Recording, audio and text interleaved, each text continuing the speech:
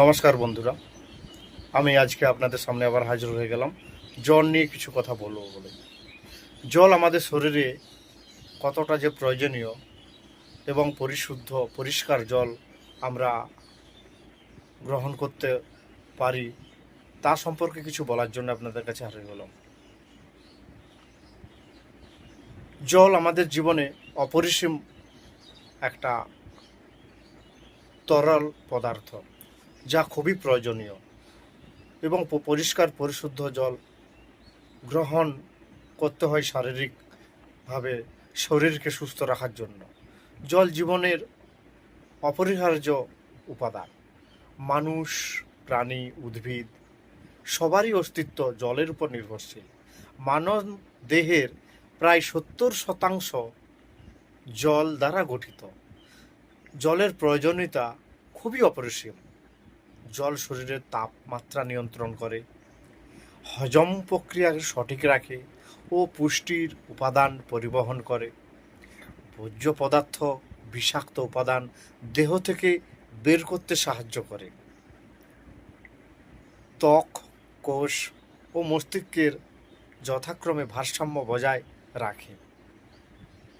জল এমনই একটা তরল পদার্থ যা মানবদেহের অপরিসীম পদার্থ।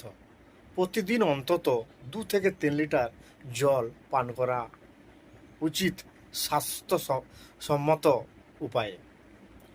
পরিশুদ্ধ পরিষ্কার জল গ্রহণের কিছু উপায়: ফুটিয়ে খাওয়া উচিত। অন্তত 10 মিনিট জলকে ফুটিয়ে ঠান্ডা করে পান করা উচিত, খুবই নিরাপদের।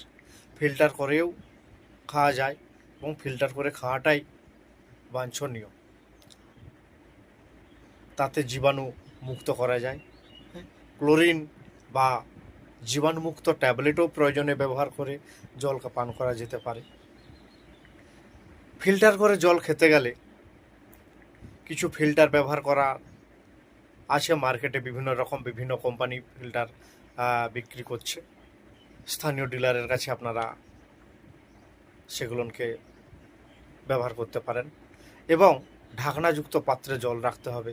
হাত বা অশুদ্ধ পাত্র দ্বারা ডোবানো উচিত নয়।